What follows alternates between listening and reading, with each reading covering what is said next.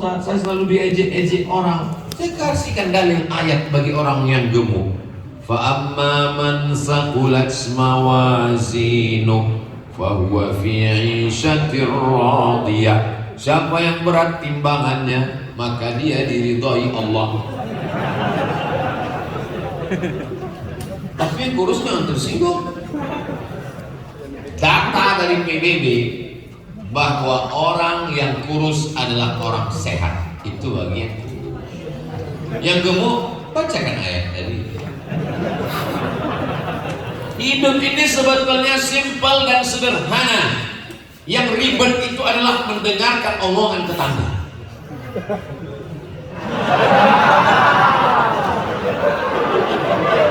Hidup ini sebenarnya tidak sulit, tidak payah, tidak ribet, tidak jelimet.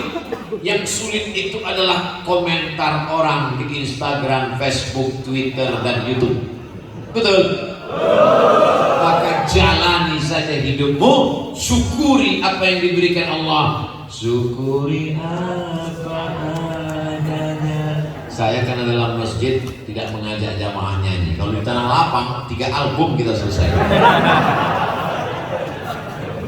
Mudah-mudahan ibu-ibu, bapak-bapak menjadi orang tua yang bersyukur dapat anak. Masukkan anak ke sekolah agama sehingga dia menjadi anak berbakti pada orang tua. Saya sebagai anak bersyukur punya orang tua. Kenapa? Dia sayang sama saya. Disekolahkannya saya. Dimasakkannya pulut pakai kunyit warnanya kuning. Di atasnya diambilnya kelapa, dibelah, diparut, dicampur gula merah, diletakkannya di atas pulut. Diserahkannya saya ke guru mengaji. Juara musabaqah tilawatil Quran di Makkah Al-Mukarramah 1986. Namanya Ustadz Armawi Abdurrahman. Mak saya perempuan biasa datang menjumpai ulama juara internasional. Ustadz, ini anakku namanya Abdul Somad. Ini pulut kuserahkan anakku kepada Ustadz. Ajarlah dia Al-Quran. Sekarang orang tua tak pernah mau menyerahkan anak kepada ulama, tak pernah mau mendekatkan anak kepada guru. Anak didekatkan dengan gadget. Akhirnya anak sibuk dengan Spiderman. Dulu anak-anak kalau jumpa Ustadz cium tangan. Anak-anak sekarang jumpa Ustadz, nah.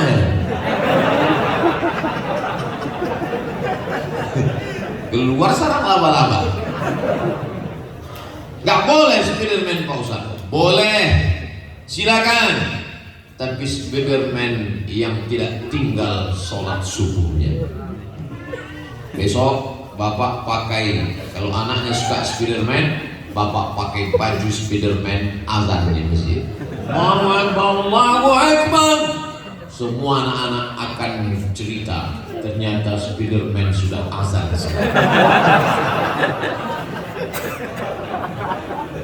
Itu coba lihat orang tua yang cerdas itu. Dibuatnya berbaris di kamar anaknya. Anaknya pulang sekolah, diketuknya pintu, orang tuanya sembunyi di dalam, tapi kunci dibuka. Lalu si anak pun masuk ke rumah, kok gak ada orang? Masuk dia ke kamar, terkejut dia. Di kamarnya sudah disusun oleh orang tuanya. Imamnya full. Di belakang ada Naruto, ada Batman. Yang sok paling belakang Wonder Woman. Bahasa anak tidak bisa pakai ceramah. Gak bisa anak-anak dikumpulkan. Ya ayyuhallazina amanu. Bisa pakai bahasa dilisani qaumihi. Alhamdulillah saya baru pulang dari Yogyakarta, dibeli komik. Ustadz Somad, ini komik. Komik ini apa? Isi komik ini buang-buang waktu aja. Rupanya isi komiknya adalah tentang tokoh-tokoh pahlawan nasional yang dalam teriakannya mengusir Belanda adalah kalimat Allahu Akbar. Anak-anak kita mesti dikenalkan dengan tokoh-tokoh nasional supaya dia cinta NKRI dan dia juga cinta agama. Tak dapat dipisahkan antara agama dengan kebangsaan. Hubbul watan minal iman. Bukan hadis Nabi, kata-kata hikmah dari para ulama. Ini mensyukuri nikmat anak. Mensyukuri nikmat anak itu bisa kalau tidak ada ayah ibunya. Gak ada. Ibu syukuri nikmat punya suami. Suami kau mana? Itu yang lisut itu. Gimana kau ketemu dengan suamimu dulu? Salah sambung. Kau gimana ketemu dengan suamimu dulu? Itulah ditangkap security. Syukuri dia orang yang baik-baik. Al-mar'atus salihah, perempuan yang salihah, allati tu'inu ala imanihi, yang dikirim Allah untuk menjaga iman bapak dan ibu. Ini bapak-bapak malam ini bisa datang pengajian kan karena ibu salihah kan? Coba ibu nggak salihah, papa mau kemana? Mau ngaji pengajian, gayamu jadul. Pakai dong celana jeans yang sobek-sobek kayak habis ngebut. Ayo kita ke mall, masa ke masjid? Nanti ke masjid udah agak-agak pikun dikit. Ini ibu-ibu bisa datang ke pengajian malam ini karena suaminya soleh kan? Memang kalau suaminya nggak soleh, nggak mungkin bisa dapat izin pengajian. Papa, aku mau pengajian. Kemana? Ke masjid. Siapa ustadznya? Ustadz Somad. Jangan ngaji, ustadz radikal. Ngapain diterima di Balikpapan, di Singapura jadi usir?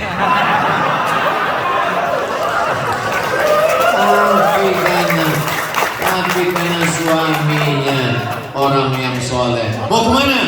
Mau ke masjid. Siapa yang ceramah? Ustadz Somad. Pergilah adinda. Abang gak ikut? Abang masih ada janji main gapling. Syukuri nikmat punya suami, punya istri. Berapa banyak orang yang ingin nikah gak ketemu jodoh, tapi bapak ibu ketemu. Aku tak pernah mencarimu, kau tak pernah mencari aku. Allah mempertemukan kita. Amin. Amin.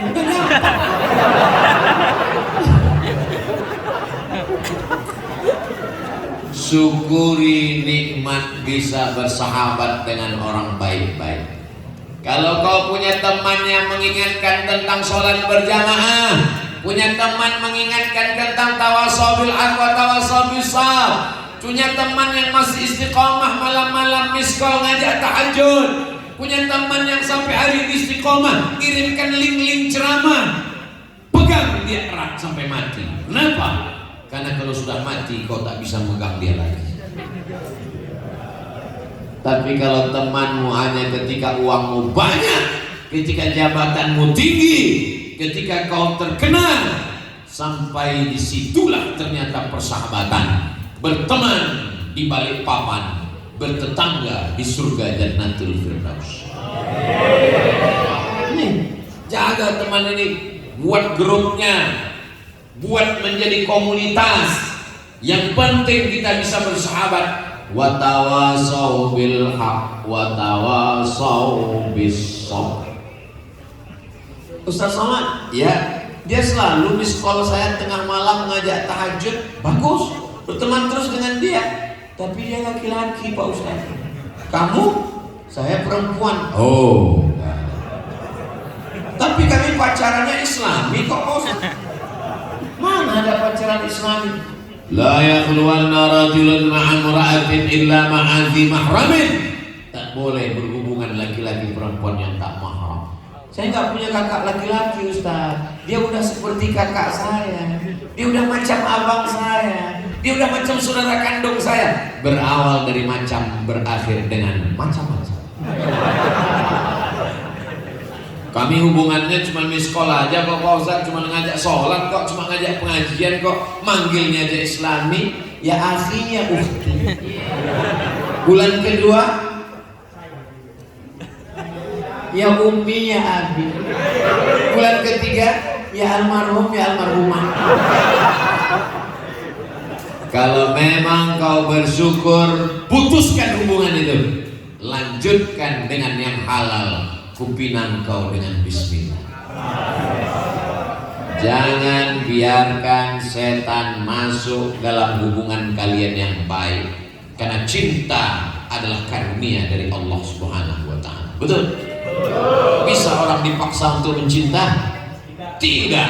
Oh, kalau begitu cinta itu anugerah Allah? Ya. Kalau begitu cinta itu halal? Halal. Kalau gitu pacaran itu halal? Haram. Apa bedanya?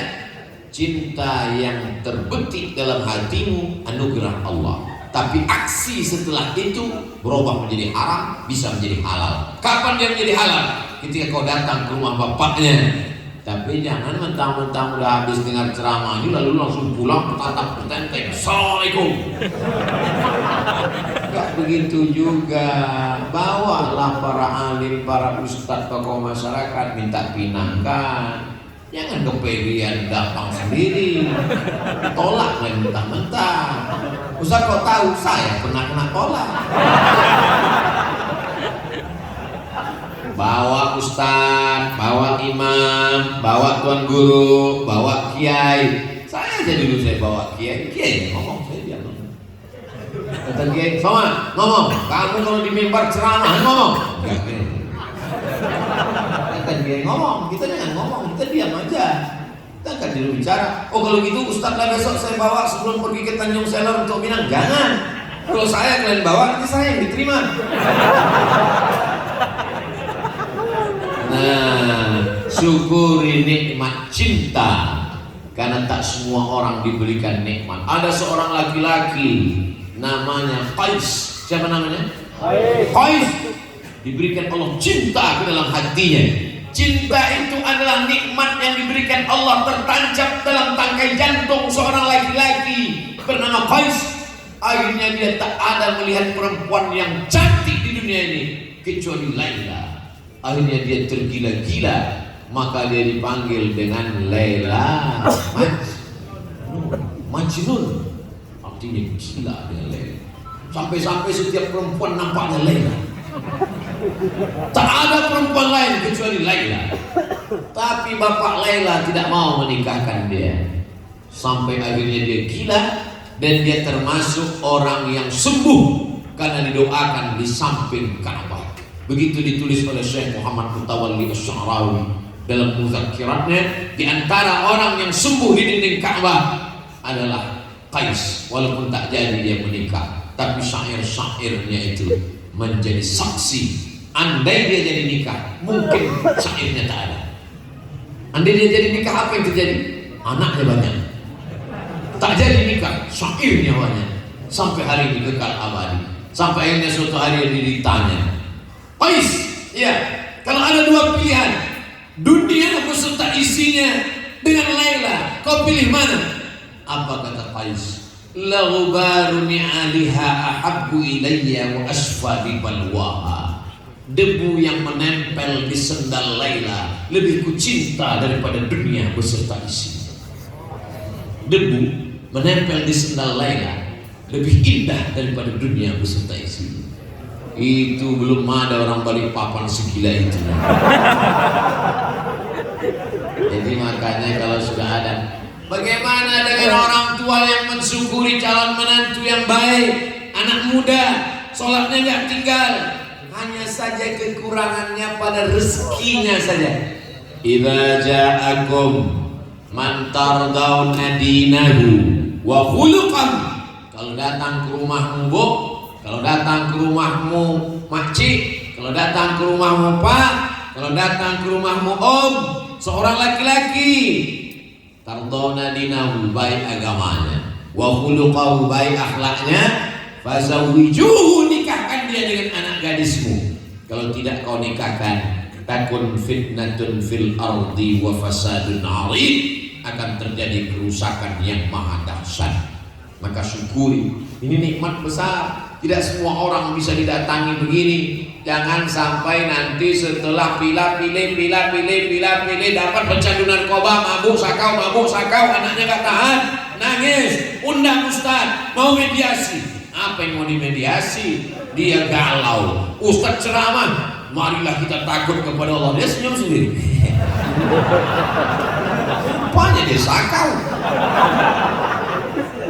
Saya berapa kali bolak-balik dipanggil orang, Ustaz Somad, besok kita datang ya ke rumah makan. Acara apa? saya mau ketemu dengan Ustadz bawa anak saya. Oh, saya nggak mau di rumah makan, nanti kena fitnah. Di mana? Di masjid. Sampai ke masjid. Ini siapa? Ini anak saya Pak Ustadz, dokter di rumah sakit, sudah kerja, punya rumah, punya mobil, mapan ekonomi. Apa masalahnya? Lakinya sakau pakai narkoba Pak Ustadz. Dulu kenapa diterima? Itulah Pak Ustadz, kurang fit and proper test. Hanya karena ngelihat mobilnya datang mahal, rupanya rental. Hanya karena dia datang ganteng, 10 tahun berubah. Tapi ada satu yang kekal abadi, tak lapuk karena hujan, tak lekang karena panas. Apa dia? Din, agamanya. Wa khuluquhu, akhlaknya. Walaupun rupanya agak kurang-kurang ganteng dikit, tak apa-apa. Walaupun rezekinya agak kurang-kurang dikit, ia kunu fuqara. Kalau dia fakir, kalau dia susah, yughnihimullah, Allah akan memberi dia rezeki. Allah memberi rezeki. Ya Razzaq, wahai engkau memberikan rezeki. Ini sekarang orang sudah rusak pandangannya. Asalkan kaya, punya jabatan, status sosial di masyarakat hebat, terima. Dia tak tahu bahwa anak perempuanmu belum tentu bahagia dengan itu semua. Yang saya omongkan ini betul apa salah? Terserah, Anda semua bilang salah, saya nggak peduli. Betul kata Allah, betul kata Rasulullah, betul dalam Quran, betul dalam hadis, betul kata ulama, saya sampaikan. Semua orang mengatakan tak betul. Kalau betul kata Allah, saya sampaikan. Orang benci dengan saya, ditinggalkannya saya, nggak masalah selama kamera masih hidup. Jamaah yang dimuliakan Allah Subhanahu wa taala. Wa in tuti' aktsara man fil ardi, kalau kau ikut kebanyakan orang di dunia ini, yudilluka an sabilillah, mereka hanya akan membuatmu sesat dari jalan Allah. Kita selalu minta kepada Allah, ihdinas siratal mustaqim. Yang istiqomah salat di masjid. Masjid apa? Nurul, nur cahaya, qamar bulan, nurul qamar cahaya bulan. Mana yang lebih hebat, cahaya matahari atau cahaya bulan? Tergantung siang atau malam. Kalau siang mana ada cahaya bulan. Jadi tepat memang mengundang saya malam di sini karena dia nurul qamar. Qamarun, qamarun, qamarun sinan nabi, qamarun, ya jamil, wa jamil, wa jamil sinan nabi, qamarun. Kenapa nabi itu disebut cahaya rembulan?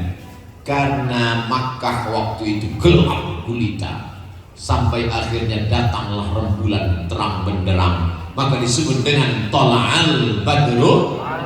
Tala'al Badru alaina min thaniyatil wada wajaba syukru alaina mada'alillahi da. Maka dia disebut dengan bulan.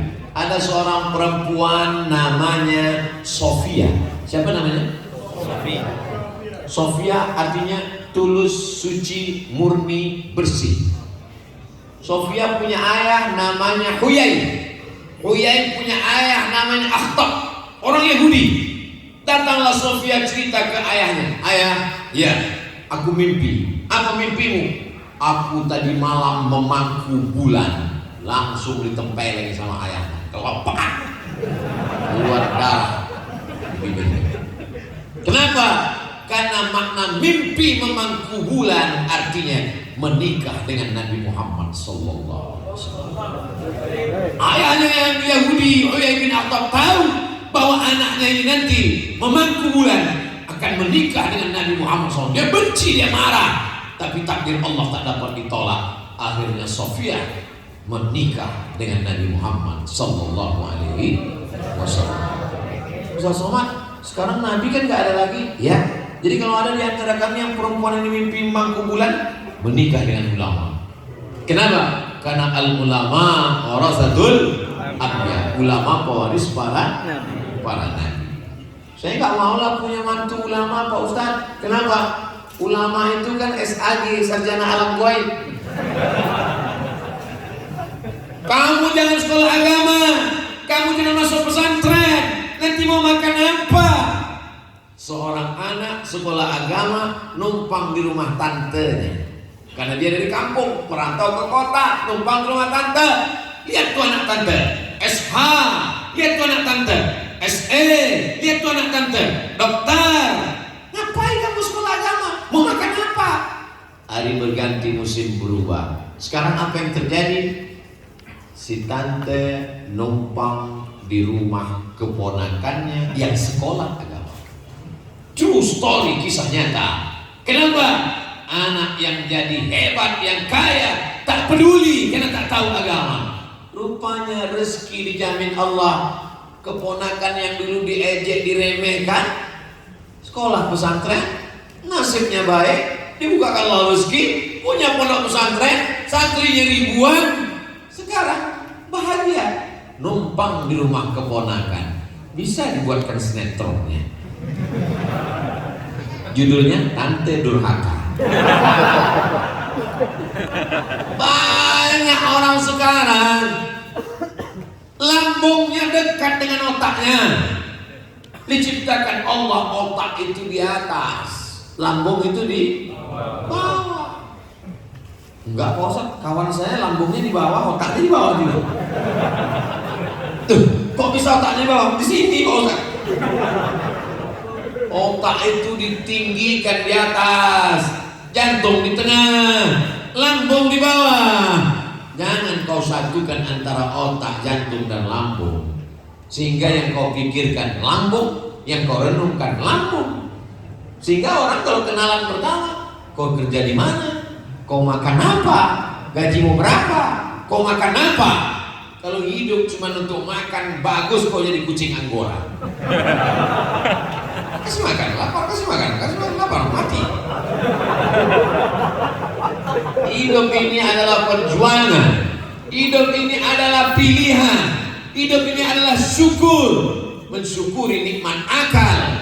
Afala ta'qilun? Kenapa kau tidak berpikir? Afala tatafakkarun? Kenapa kau tidak merenung? Afala yatadabbarun al-Qur'an? Kenapa tidak memikirkan Al-Qur'an? Akal mesti disyukuri. Aku sekarang hidup di mana? Di dunia. Berapa lama? 63 tahun. Itu kalau ikut Nabi. Tapi kalau tidak ikut Nabi, bisa lebih cepat. Yang akan aku bawa nanti ke apa kepada Allah sebagai bekal? Yauma la yanfa'u malun wala banun. Hari itu tak ada guna harta, tak ada guna anak. Illa man atallah, kecuali orang yang datang menghadap Allah biqalbin salim, dengan hati yang bersih. Al-Qayyis, orang yang cerdas, mandana nafsahu, dia tekan hawa nafsunya, wa amila lima ba'dal maut, dia berpikir apa yang akan aku bawa setelah aku mati menghadap Allah Subhanahu wa taala. Pakai akal. Banyak orang sekarang tidak sempat memakai akal. Bangun tidur buka handphone, mau tidur buka handphone, buka gadget, buka TV, buka laptop, ngobrol tak tentu arah. Satu hari itu otaknya off. Untung Allah masih sayang. Kalau Allah nggak sayang tertulis di sini off. Nggak pernah di on kan sama sekali. Dia tidak berpikir aku ini hidup berapa lama, punya istri, punya anak yang sayang-sayang ini kan karena aku masih hidup, masih bernyawa. Kalau nanti tiba-tiba malaikat maut mencabut nyawa, aku terbaring, kaku, membisu, tak bersuara.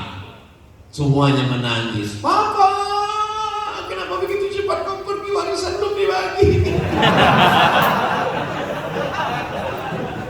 Ternyata pernah ikut membangun Masjid Nurul Qamar. Allah Akbar. Saya Pak Ustaz, Masjid Nurul Qamar itu saya nggak ikut membangunnya. Terus? Tapi saya sempat membelikan AC-nya Pak Ustaz, satu di kanan, satu di kiri. Padahal masjid ini sebesar ini, panasnya minta ampun.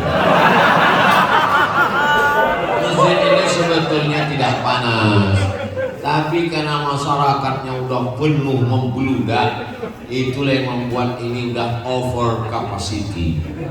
Udah bagus masjid ini, tinggi, ada kubahnya, lampunya cantik. Ini minta tolong tim foto ini, nanti mau saya tiru, bagus, cantik macam Masjid Nabawi, luar biasa.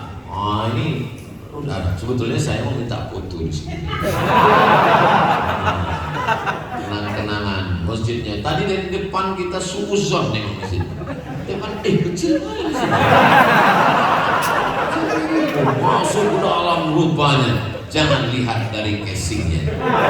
Masuklah ke dalam. Jadi nanti kalau ada orang dari Balikpapan cerita, kayak mana masjid-masjid di Balikpapan? Masjid Balikpapan itu samping ruko kecil, dijamin belum pernah masuk masjid Nurul Qamar. Kalau dia masuk ke Ustaz Somad pernah di masjid